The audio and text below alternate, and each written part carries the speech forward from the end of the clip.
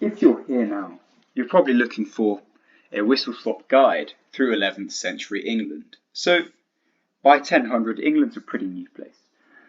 I mean, at least a united England's only been around for about the last century or so, even less than that, you know. But the 11th century is going to completely change the course of the country. So we start off with the St. Brice's Day massacre. On November the 13th, 1002, or 1002, King Ethelred the Unready, which doesn't mean unready, it means ill-advised in Anglo-Saxon, ordered the general massacre of all the Danes living in England, including women and children. And, I mean, as a result of the Viking Age, the Danes were a considerable minority in the country of England. I mean, this was the legacy of all those Viking raids and conquests, right? And one of the Danish women killed, was named Gunhilde. But unfortunately for King Ethelred, this Gunhilde was the sister of the King of Denmark, Sweyn Forkbeard. The Viking conquest of England. So King Sweyn landed in England in 1003 and completely caught the English off guard. His attack was so successful that King Ethelred of England had to pay a vast sum to get the Danes to go away. This was called Danegeld, basically paying Vikings to go away.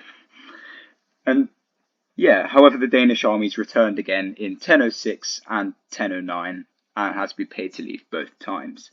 So the the money that Ethelred had built up for England was very quickly disappearing. But once again, the Danes returned in 1013, but this time King Sweyn returned for conquest.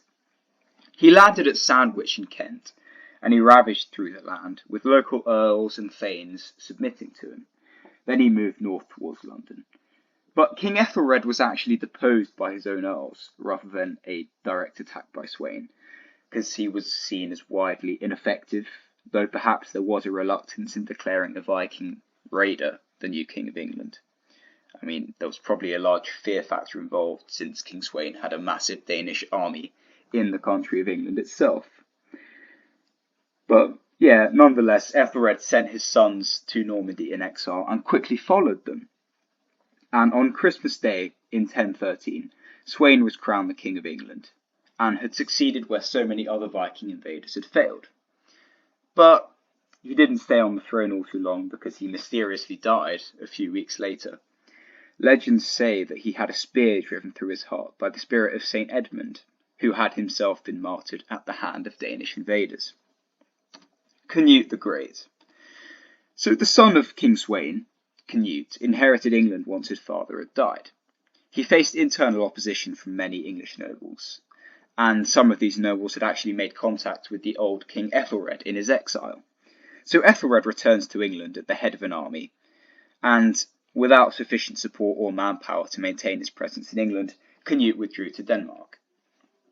But it didn't take him very long for him to return in 1015 with an army of 10,000 men.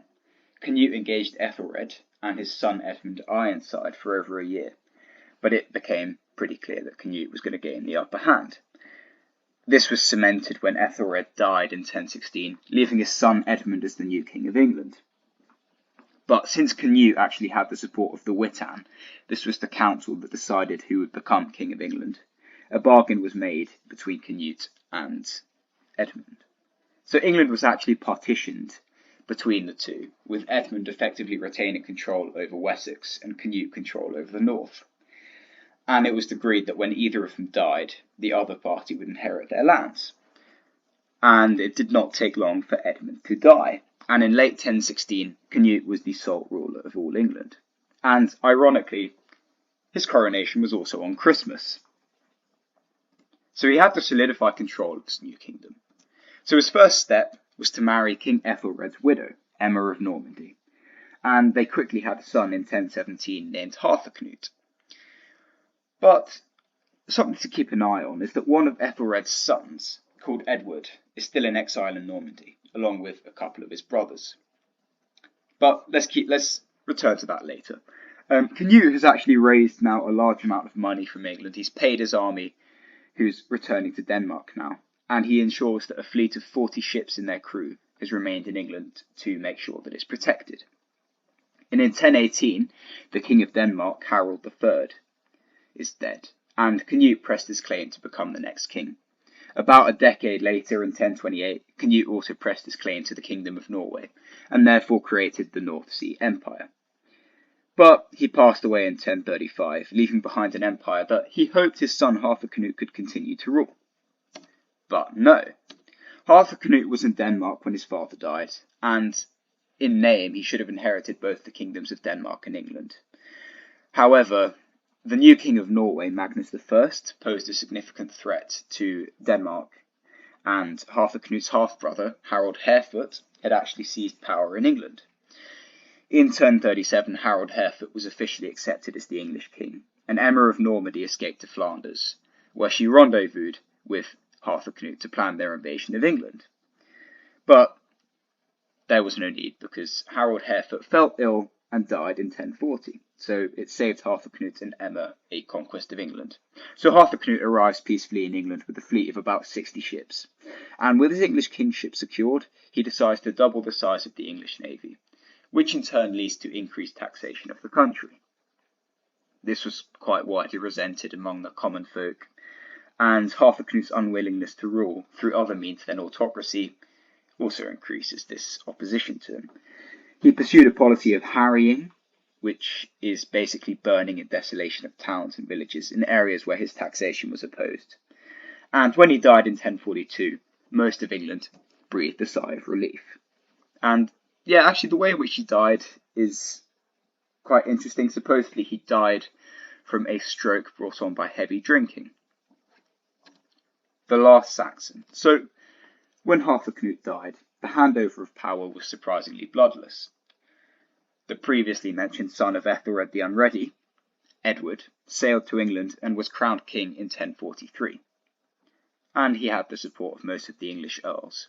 During his kingship, Edward would fight small border battles with the Welsh and the Scottish, and one of the Welsh kings was actually forced to swear an oath of loyalty to Edward.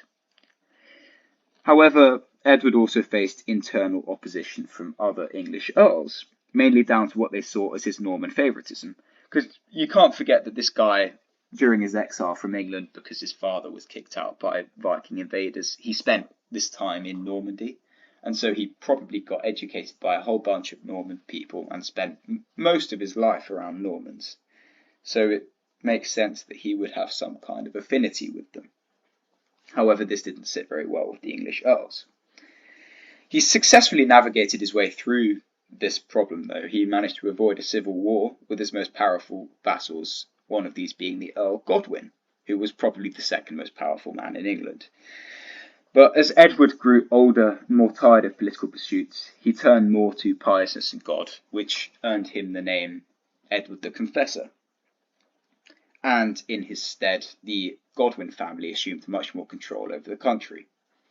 When the Earl Godwin died in 1053, he left his son Harold as the most influential noble in England. And this Harold Godwinson, was responsible for battling rebellion in the north, and Edward was supposedly even proclaimed him as his heir on his deathbed. In this case, Edward was actually reneging on a previous promise he'd made with the Duke of Normandy, William. It had been agreed that William would actually assume the English crown, and Harold Godwinson, when shipwrecked in Normandy in about 1064, it's claimed that he swore to adhere to this agreement. So it's seen by some that Harold Godwinson promised to Duke William himself that William would gain the kingship of England once Edward the Confessor died. But before all this mess had been sorted, Edward decided to die in 1066, and this left a kingdom in turmoil. The end of the Viking Age. The day after Edward the Confessor died, Harold Godwinson wasted no time in getting himself crowned. But storms were brewing beyond the shores of England. The King Harald Hardrada of Norway was preparing to invade England. And this was actually based on a precursor agreement made between King Harthacnut, remember him, and Magnus I of Norway, where both agreed that the other would inherit their lands if they died. So King Harald Hardrada of Norway used this as a claim to invade England, since Harthacnut was now dead. And as mentioned previously, the Duke William of Normandy also believed that he should be King of England, based off of the oath made by Harold Godwinson, as well as the lineage that he could trace from Emma of Normandy, who was queen to two English kings, Ethelred the Unready and Canute the Great. But Harold Godwinson's brother, Tostig, had ambition and travelled to both Scotland and then Norway to garner support for his cause. King Harold of Norway then readied a fleet to join Tostig in Scotland, from where they would invade England, and this proceeded in September 1066. King Harold, of Norway that is, won the Battle of Fulford and successfully took the city of York in northern England. When he heard this, King Harold of England swiftly marched north, and in just 4 days reached Tadcaster. The Battle of Stamford Bridge was there fought, and the English were the victors. The King of Norway was killed, allegedly by single-handedly holding English soldiers off on the bridge to allow his army to escape. Harold Godwinson's brother Tostig was also killed, and so one of the major rivals to his kingship had been killed, but the Duke of Normandy still remained. And actually, out of interest, this is also widely seen as the end of the Viking Age in England, with the death of King Harald Hardrada of Norway. The Norman conquest. So just 3 days after the Battle of Stamford Bridge, William, Duke of Normandy, has sailed across the Channel and arrived in southern England with his armies. And they've actually begun to build fortifications near the town of Hastings. When he heard this, King Harold of England rode south, assembling all the men he could to offset his losses at Stamford Bridge.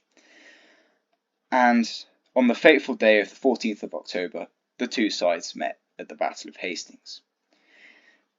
The English actually had the better positioning because they were able to sit atop a defensible ridge and formed a shield wall which was basically impenetrable. Duke William did all he could with his archers, who he ordered to fire uphill, but this did very little to try and break the lines. But fate changed when some of the troops fighting for William retreated, and also part of the English line gave chase to this, and therefore became isolated from the rest of their army and could be cut down by Duke William's cavalry. So William transferred this into a new tactic of feigned retreat, and he repeated this across the line, which led to a complete breakdown of the English shield wall. Archers fired upon the mess of the English soldiers, and one casualty was the King Harold of England himself, who had an arrow shot through his eye, and he eventually succumbed to his wound. There was now very little to stop William becoming the King of England, since Anglo-Saxon resistance had basically been destroyed. And this leads on to a new Norman England. William now met with the remaining earls and religious leaders of England, and they agreed to crown him king. And funnily, he's actually again crowned on Christmas Day, like Sweyn Forkbeard and Canute the Great.